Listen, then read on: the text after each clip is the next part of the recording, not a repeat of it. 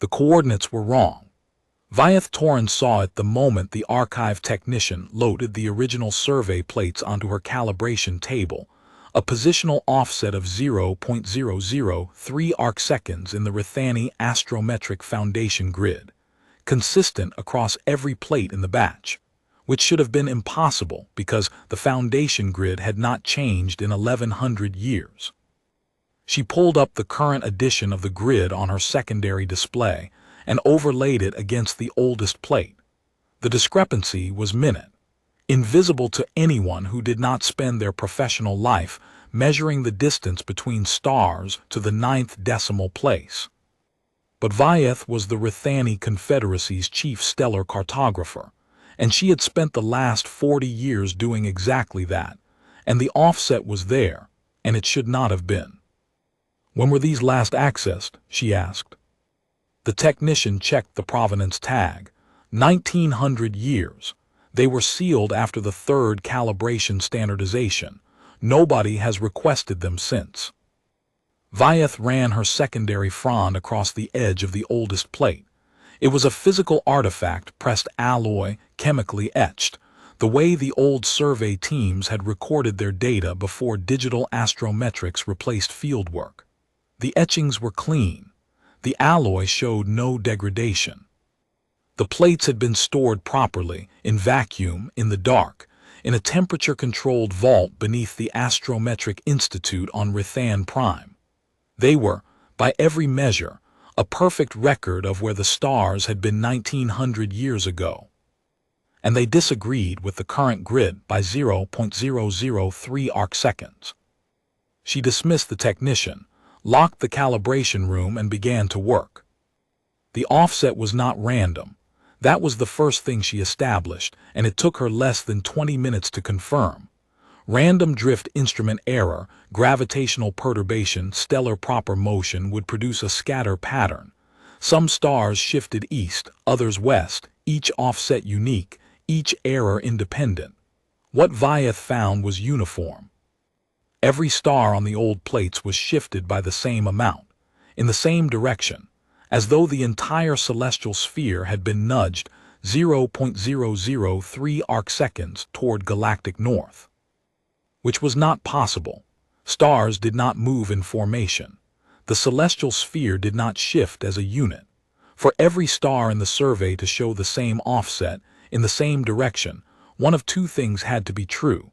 Either every star in the galaxy had moved in lockstep, which violated every known law of astrophysics, or the reference frame itself had changed. The foundation grid. The foundation grid was the Rithani Confederacy's master coordinate system, the fixed scaffolding against which every navigational chart, every star map, every transit corridor and trade route and border demarcation in Confederacy space was defined. It was calibrated against a set of reference quasars, objects so distant and so stable that their positions could be treated as absolute. The grid had been established during the first calibration, 1100 years ago, and it had been verified twice since then, the second and third calibrations, each spaced roughly 4 centuries apart. The third calibration was the last. After it, the grid had been declared stable to within the limits of measurement, and the original survey plates had been sealed in the archive. If the grid had shifted, every chart in the Confederacy was wrong. Vyeth did not panic. She was not built for panic. 40 years of cartographic work had given her a temperament that processed anomalies the way a surgeon processed blood clinically, with steady hands, because the alternative was worse than the problem. She pulled the second calibration plates from the archive next, then the first. She requested the reference quasar positions from the Institute's Deep Field Observatory. She set up a comparison matrix, old plates against new grid, each calibration era measured independently, each offset calculated to the 11th decimal place. The work took 6 hours. She did not eat. She did not take a break. She worked the way cartographers worked when the numbers stopped making sense, with precision, with repetition, with the disciplined refusal to accept a result until it had been confirmed by 3 independent methods. When she finished, She sat very still for a long time. The offset was real. It appeared between the second calibration and the third, sometime in the 4th-century window between 1,500 and 1,100 years ago. Before the second calibration, the old plates in the current grid agreed perfectly. After the third, the offset was locked in.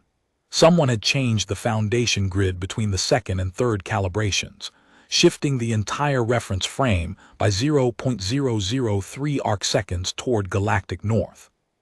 And because every chart in the Confederacy was built on the grid, every chart had shifted with it. Vyeth stared at her comparison matrix. She understood what she was looking at, but understanding and accepting were different operations, and acceptance had stalled somewhere in her thoracic cavity, sitting cold and heavy against her secondary lung. Someone had moved the coordinate origin of the Rithani Confederacy's entire navigational system. Not by much. Not enough to affect transit calculations or trade routes or border positions in any practical way. The offset was too small to cause navigation errors, too small to register on any commercial instrument, too small for anyone to notice, unless they were doing exactly what Vyeth was doing, comparing the original survey plates against the current grid for the first time in 1900 years. But someone had done it, deliberately. The shift was too uniform to be accidental, too precise to be instrument error, too consistent to be anything other than an intentional adjustment to the master reference frame. Why? She pulled up the full navigational chart of the Confederacy, every charted sector, every trade route, every exclusion zone, every border. She applied the offset correction, shifting the entire chart back to its pre-third calibration position. The chart changed. Not dramatically. Not in the inhabited sectors, not along the trade corridors, not in the regions where ships traveled and commerce flowed and the daily business of civilized space was conducted. Those sectors barely moved, a fraction of a degree, meaningless. But at the edges, the change mattered. Vyeth watched the border regions shift as the corrected coordinates propagated across the chart. Most borders held their positions, a 0.003 arcsecond correction at galactic center translated to a negligible positional change at the Confederacy's rim. But one border did not hold. Exclusion Zone 7. The thick red boundary line that marked the edge of the zone, the line that every navigator in the Confederacy treated as an absolute limit, the line that appeared on every chart without annotation or explanation, the line that simply said "do not cross," and had been saying it for longer than most species could remember, shifted. Not by a negligible amount. By 1.7 light years. The pre-correction border of Exclusion Zone 7 was 1.7 light years closer to Confederacy space than the current charts showed. Vyeth sat with this for a long time. She understood what had happened. The mathematics were not ambiguous. Someone had adjusted the foundation grid, the master reference frame, the one thing every chart depended on specifically to move the border of Exclusion Zone 7, to push it outward by 1.7 light years, to create a wider buffer between Confederacy space and whatever was inside the zone. The adjustment was calibrated so precisely that it affected no other border in any meaningful way, only the exclusion zone, because the exclusion zone was the only border far enough from galactic center for a 0.003 arcsecond offset to translate into a significant positional shift. The entire foundation grid had been altered to move one line on one chart by 1.7 light years. Someone had rewritten the laws of celestial measurement to make a boundary wider. And then they had sealed the old plates in a vault and waited for 1900 years, confident that no one would ever compare them. Vyeth sat back in her chair and pressed her palms flat against the desk. She had been a cartographer for 40 years. She had corrected survey errors on 14 worlds. She had resolved boundary disputes between species that had been fighting over the same transit corridor for centuries. None of that work had prepared her for this, for the discovery that the correction was itself the error, that the standard she had spent her career enforcing had been designed, from the beginning, to point away from one specific truth. She thought about the colleagues she would not tell. Rand, her senior surveyor, who had spent 12 years mapping the Confederacy's trailing border with instruments calibrated to the grid. Merritt, her predecessor, who had retired believing the grid was sound because no one had ever given her reason to doubt it. The students she had trained, the navigators she had certified, the fleet commanders who had plotted courses through space whose coordinates were built on a deliberate inaccuracy. All of them trusting the grid the way they trusted gravity as a given, as a constant, as something too fundamental to question. The grid was not fundamental. The grid was a decision someone had made, and the decision had been made to hide one thing. She locked her calibration room and went to find the records of the third calibration. The Astrometric Institute's archive was the largest repository of navigational data in the Confederacy, a windowless complex beneath the Institute's main campus on Rathan Prime, 17 subterranean levels deep, climate-controlled, radiation-shielded, staffed by archivists who had dedicated their careers to the preservation of the Confederacy's cartographic heritage. Vyeth had authorization to access every level. She was chief cartographer. The archive was, in a very real sense, her domain.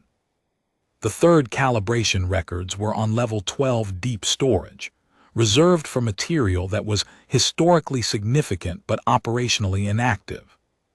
Vyeth descended in the cargo lift, passed through 2 biometric checkpoints, and walked down a corridor lit by cold blue strips that cast no shadows.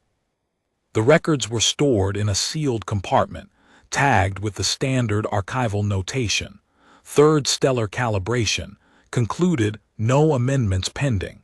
She opened the compartment with her authorization key and began pulling files. The first anomaly was the committee roster. Every calibration in the Confederacy's history had been conducted by a committee of 12 senior cartographers, 4 astrophysicists, and 2 independent auditors from the Navigational Standards Authority. The first and second calibrations followed this structure precisely. The third calibration's roster listed 11 members. One position independent auditor, slot 2, was blank, not redacted, not filled with a substitute, simply empty as though the 12th seat had never been assigned. Vyeth pulled the appointment records for the third calibration committee. 11 appointment confirmations, 11 acceptance letters, 11 travel authorizations, 11 per diem allocations, 11 lodging assignments on the Institute campus. Everything for a committee of 11. She checked the procedural regulations governing stellar calibrations. The regulations were explicit. A quorum of 12 was required. 11 was not a quorum. The third calibration, conducted by a committee of 11, had been technically invalid from its first session. No one had flagged it.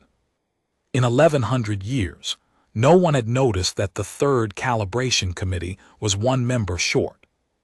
The second anomaly was the data itself. The third calibration's raw observational data, the quasar positions, the reference frame calculations, the grid adjustment protocols, should have been the most heavily reviewed dataset in the Confederacy's history. A stellar calibration was the cartographic equivalent of resetting the clocks. Every chart, every transit corridor, every navigational instrument in Confederacy space would be adjusted to match the new grid. The data had to be perfect. Vyeth compared the third calibration's raw observations against the second calibrations. The quasar positions matched. The reference frame calculations were consistent. The mathematics were sound. There was only one difference, and it was buried in an appendix, a supplementary table of minor observational corrections, applied to the raw data before the final grid computation.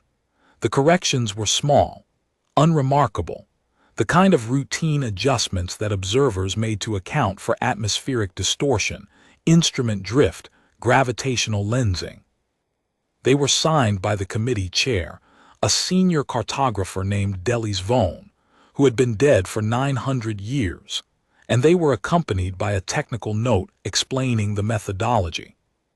The note was 2 pages long, the methodology was standard, the corrections were defensible, and they produced an offset of exactly 0.003 arcseconds toward galactic north. Vyeth read the supplementary table 3 times. She verified the mathematics independently, running each correction through her own reduction algorithms. The results were identical. Delis Vone, or whoever had written this appendix under Delis Vone's name, had introduced a systematic bias into the third calibration's raw data, disguised as routine observational corrections, that shifted the entire Foundation grid by the exact amount needed to move the border of exclusion zone 7 outward by 1.7 light-years. The work was elegant. Vyeth recognized this with the dispassionate appreciation of a craftsman examining another craftsman's technique. The bias was distributed across 47 individual corrections, each one small enough to be invisible, each one defensible on its own merits, each one pointing in the same direction. No single correction was anomalous. No single adjustment would raise a flag. Only when you summed them, when you added all 47 corrections and computed their net effect on the grid, did the pattern emerge. And no one would ever sum them unless they had a reason to suspect the grid was wrong. No one had ever had a reason, until Vyeth opened the old plates. She sat in the archive on level 12, surrounded by the records of the third calibration, and felt something shift inside her, not a thought, not an emotion, but a structural change in the way she understood her own profession. She had spent 40 years believing that the Foundation grid was a fixed truth, the one constant in a universe of variables, the bedrock beneath every chart she had ever drawn. And now she was looking at evidence that the bedrock had been moved, carefully, deliberately, by someone who understood cartography well enough to make the movement invisible. She had built her career on a lie. Not a malicious lie, not a sloppy lie, a precise, technically brilliant lie executed by someone who understood that the most effective deception was the one that hid inside a truth. The grid was real. The quasar positions were real. The mathematics were real. Only the corrections were false, 47 tiny adjustments, each one plausible, summing to a result that no one was supposed to notice. Vyeth left the archive. She returned to her calibration room, locked the door, and began a second investigation. This one focused not on the third calibration's data, but on its committee. Delis Vone, Senior Cartographer, Committee Chair. Vyeth pulled his personnel file from the Institute's records. Born on Rathan Prime, educated at the Institute, appointed to the faculty at age 31. A distinguished career, 46 published papers on stellar astrometry, 3 textbook editions, a teaching award, a commendation from the Navigational Standards Authority. He had chaired the third calibration committee at age 58, retired at 65, and died at 92. His obituary described him as a meticulous scholar and a dedicated educator. Nothing in the file suggested a man who would falsify a stellar calibration. Vyeth pulled the files for the other 10 committee members. Similar profiles, distinguished cartographers, respected astrophysicists, career academics with clean records and unremarkable retirements. None of them had published anything related to Exclusion Zone 7. None of them had expressed interest in the zone's border, its history, or its contents. None of them had left any trace, in any record, of involvement in anything that could explain why the third calibration had moved one border by 1.7 light-years. She was about to close the personnel files when she noticed something about the empty 12th seat. The appointment records for the third calibration showed 11 members. But the procedural directive that had authorized the calibration, the administrative document that set the committee's mandate, its timeline, and its budget referenced 12 seats. It named the members who were to fill 11 of them. For the 12th independent auditor, Slot 2, It provided a note, appointment pending, external nominee, to be confirmed by Navigational Standards Authority. Vyeth searched for the confirmation. It did not exist. No nominee had ever been submitted. No confirmation had ever been issued. The 12th seat had remained empty because the external nomination had never arrived. She searched for the origin of the directive. It had been issued by the Navigational Standards Authority itself, the body that governed all calibration procedures, all cartographic standards, all navigational regulations in the Confederacy. The directive bore the seal of the authority's director. Vyeth pulled the director's name. She cross-referenced it against the authority's historical records. The director who had authorized the third calibration was not Rithani. The name was Tercel, a Tercel diplomat who had served as director of the Navigational Standards Authority for a single term 6 years that coincided exactly with the third calibration period. Before that appointment, the director had served in the Tercel Convocation's diplomatic corps. After it, the director had returned to the convocation and never held another public office. A Tercel diplomat, placed in charge of the body that governed the Confederacy's cartographic standards for exactly long enough to authorize a stellar calibration, then removed. The 12th seat, the external auditor who would have caught the systematic bias in the corrections, had been left empty because the authority's director had never submitted the nomination. The director who was a Tercel diplomat, the director who had been placed in the authority's chair by the oldest founding species of the Confederacy. Vyeth felt the pattern lock into place with the cold precision of a navigational fix, 3 bearings converging on a single point. The Tercel had done this. The Confederacy's oldest founding species, the ones whose archives predated every other member species, whose diplomatic influence shaped policy across 1,000 sectors, whose representatives sat on every regulatory body and standards committee in the Confederacy's administrative structure, had placed a diplomat in the Navigational Standards Authority, authorized a stellar calibration with a deliberately incomplete committee, and used the calibration to shift the foundation grid by 0.003 arcseconds, moving the border of exclusion zone 7 outward by 1.7 light years. They had rewritten the stars to make a wall thicker. Vyeth ran the timeline again in her mind. The founding accords had established the exclusion zone's boundary. The accords had declared that boundary permanent and irreducible. The Tercel had signed those accords alongside the other founding species, agreeing to the terms they themselves had drafted. And then, 400 years later, the Tercel had broken their own rule not openly, not through the amendment process the accords provided, but covertly through a mechanism designed to be invisible. The implication was stark. Whatever the Tercel knew about Exclusion Zone 7, it was important enough that they would violate their own founding document to protect it. Important enough to corrupt the Confederacy's most fundamental scientific instrument. Important enough to suborn a calibration committee. Important enough to leave no record, no explanation, no justification that could be traced back to them. The Tercel were the Confederacy's founders. They were its oldest memory. They were the species that every other member species trusted as the bedrock of institutional stability. And they had lied not about something trivial, not about a trade dispute or a territorial claim, but about the stars themselves. They had changed where the stars appeared to be. They had altered the basic fabric of measured reality, and they had done it so quietly that 1,100 years of cartographers had drawn their charts on the altered fabric without ever feeling the seam. Vyeth stood up from her desk. She walked to the window of her calibration room and looked out at the campus of the Astrometric Institute, the domed observatories, the antenna arrays, the research buildings where cartographers and astrophysicists worked every day, drawing charts, plotting courses, defining the navigational reality of the Confederacy. All of it built on the foundation grid, all of it resting on the assumption that the grid was true.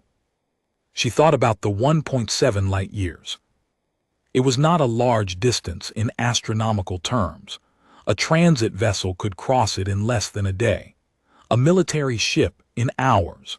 It was a sliver of space, a thin strip of void between the Confederacy's outermost habitable sectors and whatever was inside Exclusion Zone 7. But someone had considered that sliver important enough to falsify a stellar calibration to create it. Not important enough to explain. Not important enough to justify through official channels, through legislation, through the kind of transparent policy process that the Confederacy's charter required. Important enough to do secretly, through a mechanism so subtle that it had survived undetected for 1,100 years. What was 1.7 light years protecting the Confederacy from? Or, and this was the thought that settled into Vyeth's mind like sediment into stone, heavy and permanent and impossible to dislodge. What was 1.7 light years protecting from the Confederacy? She returned to her desk and pulled up everything the Confederacy's records contained about Exclusion Zone 7. There was almost nothing. A boundary line on the navigational charts, a designation Exclusion Zone 7 Navigational Hazard Classification Maximum, a standing directive from the Confederacy's Transit Authority, no vessels authorized for transit, violating VESSELS forfeit insurance and registry, a brief notation in the Hazard Registry, Exclusion Zone 7 Origin, Pre-Confederacy, Classification Rationale, see Founding Accords. Vyeth opened the Founding Accords. The Accords were the Confederacy's constitutional document, the agreement that had bound the founding species together, established the Confederacy's governing structures, and defined its territorial boundaries. She had read them once, decades ago, as a student. She had never had reason to return to them. The Accords mentioned Exclusion Zone 7 exactly once, in Article 9, subsection 14, a passage embedded in the navigational governance clauses, surrounded by technical language about charting standards and survey protocols. The passage read, "The region designated as Exclusion Zone 7 shall be maintained as a permanent navigational exclusion on all charts produced under the authority of the Confederacy. The boundary of this zone shall not be reduced, renegotiated, or subjected to survey or exploration without the unanimous consent of all founding species. The rationale for this designation is held by the tertial convocation and shall be disclosed at the convocation's sole discretion. No founding or member species shall compel such disclosure." Vyeth read the passage 4 times. The rationale was held by the tertial. It was their knowledge, exclusively. They were not required to share it. No one could compel them to explain why a region of space, a region that appeared on every chart as a blank, unnamed, unexplained void, was permanently excluded from exploration. The Confederacy's founding document protected their silence. And then, 4 centuries after writing that protection into the Accords, the tertial had moved the boundary wider, secretly, through a falsified stellar calibration, as though the original boundary, the one the Accords had declared permanent and irreducible, was no longer enough. What had changed? Vyeth searched the historical records for events contemporaneous with the third calibration. She was looking for anything a diplomatic incident, a military engagement, a navigational anomaly, a survey report that might explain why the tertial had decided, 1,100 years ago, that Exclusion Zone 7 needed to be 1.7 light-years wider. She found one record. It was buried in the Transit Authority's incident log, a database of navigational anomalies, near misses, and route deviations reported by commercial vessels. The entry was dated 12 years before the third calibration. It was filed by a Nethkari freighter captain named Sarath, operating a commercial route along the Confederacy's trailing border, in a sector adjacent to Exclusion Zone 7. The report was brief. Captain Sareth had deviated from her assigned transit corridor to avoid a debris field, a routine maneuver, logged and approved by her fleet's dispatch office. The deviation had taken her vessel 0.9 light-years off course, into a region that was technically outside the exclusion zone's boundary, but closer to it than any commercial vessel had been in centuries. During the deviation, her vessel's passive sensors had detected something. The report described it as an energy signature, low frequency, steady, unmodulated. A tone, constant and unwavering, as though something very large and very far away was vibrating at a single frequency. The signature was consistent with an artificial source, not a natural stellar phenomenon, not a pulsar or a magnetar, but something built to produce that specific output and nothing else. Captain Sareth had logged the detection, completed her deviation, and returned to her assigned corridor. She had filed the report as a routine sensor anomaly and marked it for technical review.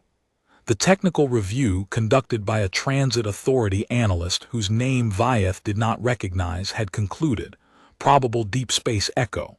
No further action.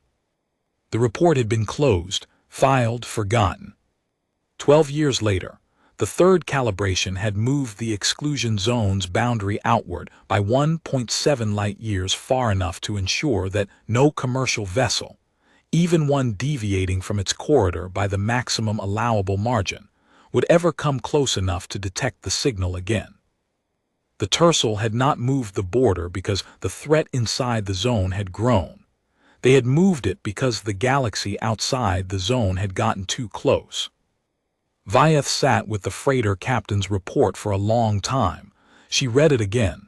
She read the technical review. She read the deviation approval.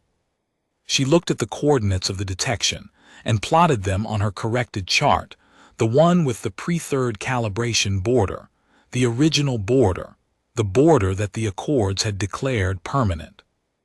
The detection point was 0.4 light-years, inside the original exclusion zone boundary. Captain Sareth had crossed the line, not intentionally, not by much. A routine deviation, a debris field avoidance, a fraction of a light-year off course. She had crossed the line without knowing the line existed, because the line was just a number on a chart and no one had told her what it meant. And she had heard something. And the tercel, who held the rationale, who knew what was inside the zone, who had written the silence into the Confederacy's founding document, the tercel had responded. Not with disclosure, not with a warning to the transit authority, not with an explanation that would have allowed the Confederacy to understand the danger and manage it transparently. They had responded by moving the wall, making it thicker, making the margin wider, making it harder for the next Sareth, the next accidental wanderer, the next curious navigator, the next cartographer with old plates and time on her hands, to stumble close enough to hear what was broadcasting from inside the void. Vyeth pulled up the transit authority's commercial route database and ran a secondary check. She wanted to know how close the current trade corridors came to the corrected boundary, the post-third calibration boundary, the wider one. The answer was reassuring and appalling in equal measure. The nearest commercial route passed 2.1 light-years from the corrected border, with the maximum allowable deviation margin of 0.8 light-years. The closest a vessel could come through routine operations was 1.3 light-years from the exclusion zone. Comfortable. Safe. The kind of margin that no navigator would ever think twice about. But on the pre-correction chart, the real chart, the honest chart, that same deviation margin brought the closest vessel to within 0.4 light-years of the original boundary. Close enough to detect a signal, close enough to hear the tone. The tercel had calculated the margin not from the corrected border, but from the detection threshold, and they had pushed the border out until the margin was safe. They had done the math, they had done it well, and the math had held for 1100 years. Vyeth closed the route database. She pulled up the hazard registry's full entry for Exclusion Zone 7 and read every word of its sparse notation. Origin, pre-Confederacy. Navigational hazard classification, maximum, no survey data, no spectral analysis of the zone's interior, no debris field assessments, no stellar cartography of the stars inside the boundary, no gravitational mapping, no radiation profiling. The zone existed on the charts as a shape without content, a red-bordered polygon containing nothing, because no one had ever been authorized to look. Or no one who had looked had been authorized to report what they found. Vyeth thought about the 1900 years since the original plates had been sealed. 1900 years of charts drawn on a shifted grid. 1900 years of navigators plotting courses through a confederacy whose coordinate system had been quietly altered to keep them away from one region of space. 1900 years of cartographers, her predecessors, her mentors, her colleagues working within a framework they believed was fixed and true, never knowing that the bedrock beneath their charts had been moved by the same people who had built the Confederacy. She thought about her own career, 40 years, 14,000 charts, survey missions to the Confederacy's outer reaches, calibration audits, navigational standards reviews, a lifetime of work built on the assumption that the grid was honest. And the grid was a lie, not a crude lie, not a careless lie, but a lie so carefully constructed that it had required the complicity of a founding species, a diplomatic placement, a falsified committee, and 47 individually defensible data corrections to execute. The craft of it appalled her, not the deception she could understand. Governments lied, institutions lied, species with power protected their secrets. What appalled her was the precision, the elegance. The 47 corrections, each one calibrated to avoid detection, each one plausible on its own, summing to a result so specific that it moved one border by exactly the right amount. Whoever had designed this had understood cartography at a level that Vyeth, after 40 years of practice, could only describe as intimate. They had understood not just the mathematics but the profession, the habits of cartographers, the rhythms of audits, the institutional structures that determined which questions were asked and which were not. They had understood that no one would compare the old plates to the new grid because no one had reason to. They had understood that the third calibration committee would not question the corrections because the corrections were individually sound. They had understood that the missing auditor would not be noticed because quorum violations in technical committees were an administrative nuisance, not a security concern. They had understood the Confederacy's cartographic system completely, and they had used that understanding to bend it, gently and invisibly, like someone bending a lens to change what the eye behind it could see. Vyeth stood up again. She walked to her calibration table and looked at the original plates, the physical artifacts, pressed alloy, chemically etched, sealed in vacuum for 1900 years. The oldest record of where the stars had been, the one thing the tercel had not been able to change without leaving evidence. She thought about what to do. She could publish. She had the data. She had the comparison matrix, the third calibration records, the committee roster with the empty 12th seat, the tercel director who had authorized the calibration and then disappeared back into the convocation's diplomatic corps. She had the freighter captain's report. She had the founding accord's passage. She had enough to demonstrate, beyond any reasonable doubt, that the Foundation grid had been deliberately falsified to move the border of Exclusion Zone 7. She could publish, and it would end her career, and it would trigger a constitutional crisis, and it would force the tercel to explain what they had been hiding inside the exclusion zone for longer than the Confederacy had existed. It would answer the question.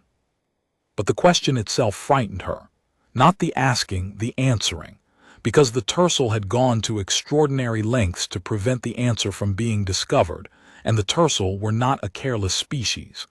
They had survived longer than any other civilization in the Confederacy. They had navigated galactic politics for millennia. They did not act without reason, and they did not act in secret unless secrecy was necessary. If they had decided that the galaxy should not know what was inside Exclusion Zone 7, they had made that decision with full knowledge of the consequences, both of disclosure and of silence. And they had chosen silence. They had chosen silence for longer than most civilizations lasted. Vyeth was a cartographer. She believed in transparency, in accuracy, in the principle that the map served the territory. But she was also a scientist, and a scientist who ignored evidence was not a scientist at all. The evidence was clear. Someone with more knowledge than she had, someone who had been managing this secret for millennia, had concluded that the secret was better kept than told. That the danger of disclosure outweighed the danger of deception. That the lie was safer than the truth. She sat down. She picked up the oldest plate and held it in her hands. The etched stars caught the calibration room's light, tiny points of brightness in the dark alloy, each one a sun, each one placed with the care of someone who believed that the map and the territory were the same thing. She thought about the 0.003 arcseconds. Such a small number, such an enormous effort to produce it, 1,100 years of secrecy, a diplomatic placement, a falsified committee, 47 corrections, all to move one line by 1.7 light years. Why? Not why had the Tercel done it. That question had an answer: the signal, the freighter, the wandering too close, the need for a wider margin. That answer was mechanical, institutional, the kind of thing a committee might decide in a closed session. The question that settled into Vyeth's chest, and would not leave the question that sat against her secondary lung like a cold weight, pressing down, compressing, was different. What was inside Exclusion Zone 7 that justified this? Not what was dangerous, not what was powerful, not what kind of weapon or fleet or civilization could make the Confederacy's oldest founding species falsify their own calibration system to keep the galaxy away. Those were military questions, threat assessment questions, the kind of questions that defense planners asked and intelligence analysts answered. Vyeth's question was cartographic. It was the question a map maker asks when they discover that the map has been drawn to hide something instead of reveal it. What was true about that space? She had spent her life drawing charts, placing stars where they were, marking borders where they fell, defining space as it existed. The cartographer's creed, the first principle taught to every student at the Institute. The map serves the territory. You draw what is there. You do not draw what you wish were there, or what you fear might be there, or what you want others to believe is there. You draw what is. And someone had violated that principle so thoroughly, so skillfully, so invisibly, that the violation had become the standard. Every chart in the Confederacy was a product of the lie. Every transit corridor, every trade route, every border, every navigational fix computed by every vessel in Confederacy space, all of it was downstream of a foundation grid that had been deliberately shifted. The lie was not in the margins. It was in the substrate. It was the thing the truth was printed on. Vyeth placed the oldest plate back on the calibration table. She looked at the etched stars, the real positions, the honest measurements, the last surviving record of what the sky had actually looked like before the third calibration bent the lens.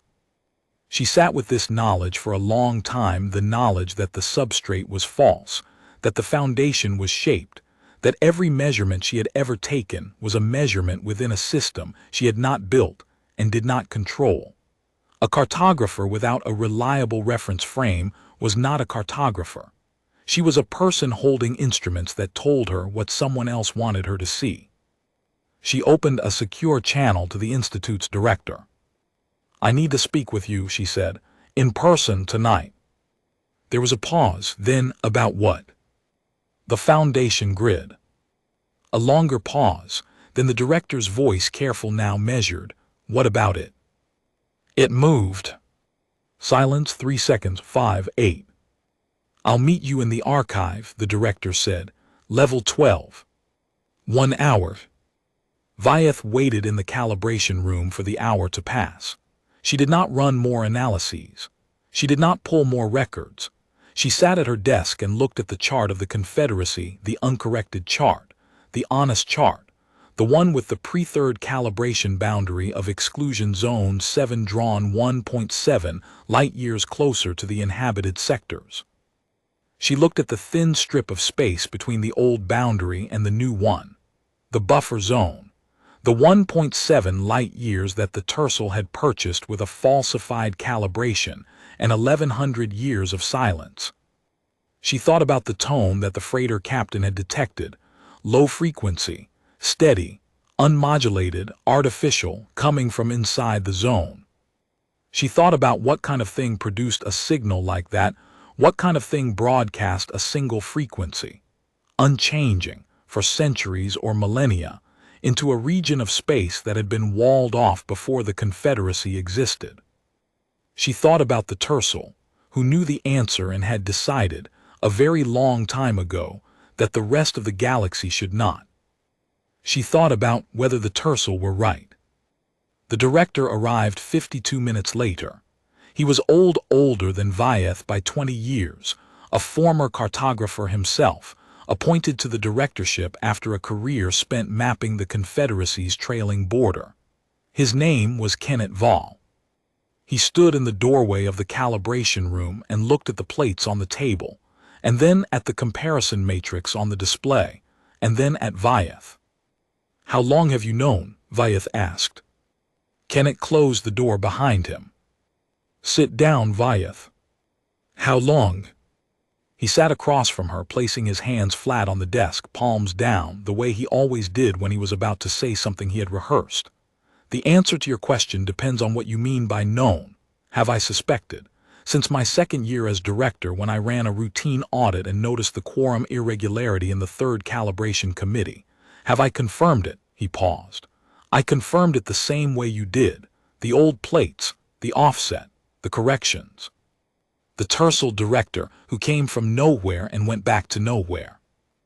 And you said nothing. And I said nothing. For how long?" 14 years. Vyeth stared at him. "You have known for 14 years that the Foundation grid was falsified, and you did nothing." Kenneth did not look away. His expression was the one she had seen on his face during difficult faculty meetings, calm, weary, settled into a decision that had been made long ago and revisited many times since. "I did something, Vyeth. I did exactly what the person before me did, and the person before them, and I suspect, though I cannot prove it, every director of this institute since the third calibration." "What did you do?" "I checked the boundary. I verified that the 1.7 light-years was intact. I verified that no commercial route had drifted close enough to the corrected border to put a vessel in detection range. And then I sealed my findings and I went back to my office and I did my job." "That is not a response, that is complicity." "It is survival." Kenneth leaned forward. "You found the corrections, you found the committee, you found the Tercel director. Did you find the freighter captain?" "Soreth, yes." "Then you know what she heard, the signal, the tone from inside the zone." "I know what her report says she heard." Kenneth reached into the pocket of his coat and placed a data chip on the desk between them. "There is a file on this chip. It is not in the Institute's archive. It is not in the Confederacy's records. It has been passed from director to director for 1,100 years, and it has never been copied, and it has never been discussed with anyone outside this room." Vyeth looked at the chip. It was small, standard archival format, the kind used for high-density data storage. Unremarkable. The kind of thing that sat on 100 desks in 100 offices across the Institute. "What is on it?" "The reason the Tercel moved the boundary." "Tell me." Kenneth shook his head. "You need to see it. I cannot describe it in a way that will make you understand. It is not a document, it is not a report, it is a measurement." Vyeth took the chip and inserted it into her calibration terminal. A single file. She opened it. It was a spectrographic analysis. a detailed breakdown of the signal that Captain Sorth had detected, not the truncated version in the Transit Authority's incident log, but the full dataset, captured by the freighter's passive sensors over a 17-minute window.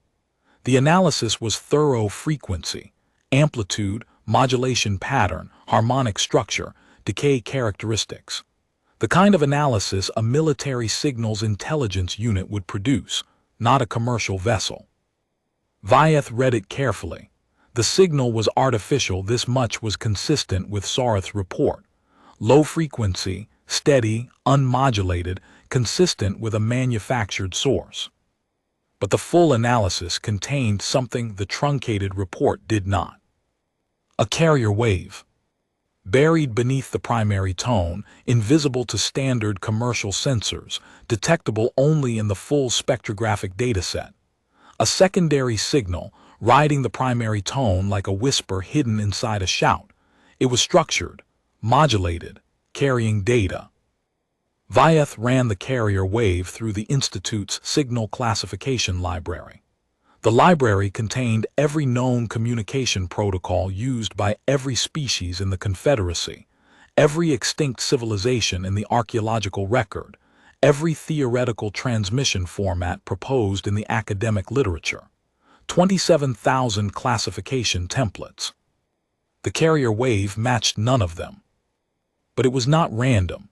The modulation followed a mathematical structure, a base 12 encoding pattern, recursive, self-referencing.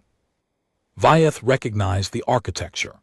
It was the same encoding pattern used in the Rithani Foundation grid itself, the same mathematical framework that underpinned the Confederacy's entire navigational coordinate system. The signal from inside Exclusion Zone 7 was encoded in the same mathematics that the Confederacy used to chart the stars. Vyeth sat very still. "The signal is not broadcasting to us," Kenneth said quietly. "It is broadcasting in us, in our mathematics, in our navigational architecture, in the coordinate system that we believe we invented 1100 years ago." Vyeth looked at him. The cold weight in her chest had spread into her arms, her hands, the tips of her secondary fronds. The calibration room felt different than it had an hour ago. Smaller. More fragile. A room full of instruments built to measure the universe, and the universe had been measuring them back. "You are saying the Foundation grid is not ours?" Kenneth did not answer. He did not need to. The Foundation grid, the master coordinate system, the bedrock, the fixed truth that every chart in the Confederacy depended on, used a mathematical framework that was identical to the encoding pattern of a signal broadcasting from inside a region of space that had been walled off before the Confederacy existed. Either the Confederacy had invented a mathematical framework that happened to match an alien signal, or the framework had been given to them, or placed inside them. The way you place a seed in soil and let the soil do the growing, never knowing that the shape of the tree was decided before the seed was planted. Vyeth thought about the first Rithani mathematicians, the scholars who had developed base 12 arithmetic, the navigational theorists who had proposed the recursive coordinate encoding that became the Foundation grid. She thought about the textbooks she had studied as a student, the ones that traced the history of Rithani mathematics from its earliest origins, presenting it as a natural development, a species learning to count, then to measure, then to navigate, each step following logically from the last. A story of intellectual evolution, of minds growing outward, reaching for the stars. What if the reaching had been guided? What if the mathematics the Confederacy used to chart the galaxy had been designed, seeded, planted, cultivated over centuries, by whatever was inside Exclusion Zone 7? What if the Foundation grid was not a tool the Rithani had built, but a language they had been taught, without knowing they were being taught it, by something that wanted them to think in a specific way, to see the universe through a specific lens? A lens that could be bent, had been bent, by 0.003 arcseconds. Vyeth looked at the chip on her desk. She looked at the spectrographic analysis. She looked at the carrier wave, encoded in the mathematics she had spent 40 years believing were the Confederacy's own. "The Tercel know," she said. "The Tercel have always known. They are the oldest. They were the first to develop the mathematics. They were the first to chart the stars. They were the first to reach the border. And they were the first to understand what the mathematics meant. That it was given. That it was given. And that the giver is still there, still broadcasting, still encoding, still using the same mathematical language that every species in the Confederacy believes it developed independently, because the development was so gradual, so natural, so perfectly integrated into each species' intellectual history, that no one would ever suspect it was anything other than their own." Vyeth felt the word rise in her before she could stop it. It was not a word she used lightly. It was not a word cartographers used at all, because cartographers dealt in measurements, in coordinates, in the precise and verifiable language of positions and distances. But there was no cartographic word for what she was feeling. There was only the old word, the one that predated science, the one that the Rithani had used before they had mathematics at all. Horror. Not fear of the thing inside the zone. Not fear of its weapons, its power, its ability to erase civilizations or bend the fabric of space-time. Fear of the implication. Fear of what it meant that her mathematics, the numbers she thought in, the coordinates she dreamed in, the language of her mind might not be hers.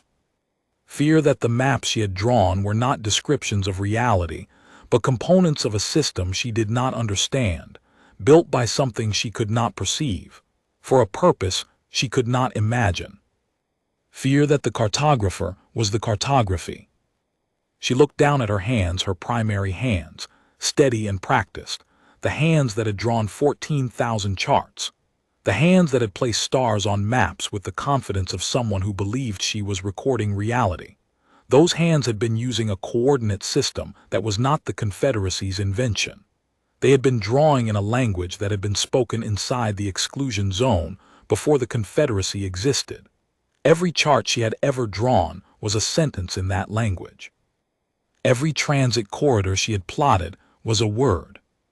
Every navigational fix she had certified was a syllable, spoken in a mathematics that something inside the void had taught her species to think in, so gradually and so patiently that the teaching was invisible. She was not a cartographer, she was a component. "What do we do?" she asked. Kenneth stood. He walked to the calibration table and picked up the oldest plate, the one with the pre-third calibration positions, the honest measurements, the last record of the sky as it had been before the corrections. He held it for a moment. Then he placed it back in its vacuum sleeve, sealed it, and returned it to the archive container. "What every director has done for 1100 years, he said. "You verify that the boundary holds. You verify that no vessel has come too close. You verify that the corrections remain undetected. And then you seal this room, and you go back to your desk, and you draw the charts the way the grid tells you to draw them. Even knowing the grid is not ours. Especially knowing that, because the grid keeps us away. Whatever designed it, whatever taught us to count in base 12, whatever encoded our navigational mathematics with its own signature, it built a boundary into our coordinate system. It gave us a map that contains a wall, and the Tercel, when they understood this, did not tear down the wall. They made it thicker. They moved the line 1.7 light-years outward, because 1.7 light-years was the margin between the galaxy stumbling into detection range and the galaxy remaining safely blind. He paused at the door. "The question you are asking yourself, whether the mathematics are really ours, whether our minds are really our own, whether the charts we draw are maps or instructions, that question does not have an answer you can live with. I know, because I asked it 14 years ago, and I have not lived comfortably since." He opened the door. "Draw the charts, Vyeth. Draw them the way the grid says. And when the next chief cartographer sits where you are sitting and finds the old plates and traces the offset and comes to you with the same look in her eyes that you have in yours right now, tell her what I told you. Tell her to draw the charts. Tell her to keep the wall. He left. The door closed behind him with the soft mechanical click of a seal engaging, and Vyeth was alone with the plates and the data and the question that Kenneth had told her she could not answer. She sat in the calibration room for a long time, not moving, not thinking. Exactly, thinking implied a process with direction, a mind working toward a conclusion. What Vyeth was doing was closer to absorption. She was absorbing the new shape of her profession, the new geometry of her world. The geometry in which the map was not a description of reality, but a component of a system designed by something that lived in the blank space on the charts, something that had been there before the Confederacy existed, something that had taught the galaxy to count, and then listened as the galaxy used its numbers to chart a universe that contained, at its center, a wall it had built itself. The wall worked. That was the part she could not argue with. The wall kept the galaxy away. The wall kept vessels from drifting too close. The wall kept cartographers from asking questions about Exclusion Zone 7. The wall had held for over 1,000 years, maintained by directors who checked the margins and sealed their findings and went back to their desks and drew the charts. The wall was a mercy. That was what Kenneth was telling her. The wall was not a cage. It was a buffer placed between the galaxy and something the galaxy was not ready to understand, might never be ready to understand. And the Tercel, who understood it, who had carried that understanding for millennia, had reinforced the wall because reinforcement was kinder than explanation. Vyeth sat alone in the calibration room for a long time. The plates were sealed. The comparison matrix glowed on her display, the two versions of the grid, old and new, differing by 0.003 arcseconds, a discrepancy so small that a career cartographer could stare at it for hours and see nothing wrong. She closed the matrix. She closed the spectrographic analysis. She removed the data chip from her terminal and held it in her palm, a small thing, light and unremarkable, containing a measurement that turned her profession inside out. She placed the chip in her desk's secure compartment. She would carry it the way Kenneth had carried it, the way every director before him had carried it. She would verify the boundary. She would check the margin. She would ensure that no vessel came too close, that no navigator plotted a course that grazed the corrected border, that no curious cartographer compared the old plates to the new grid without being guided, gently and firmly, toward the conclusion that the offset was administrative.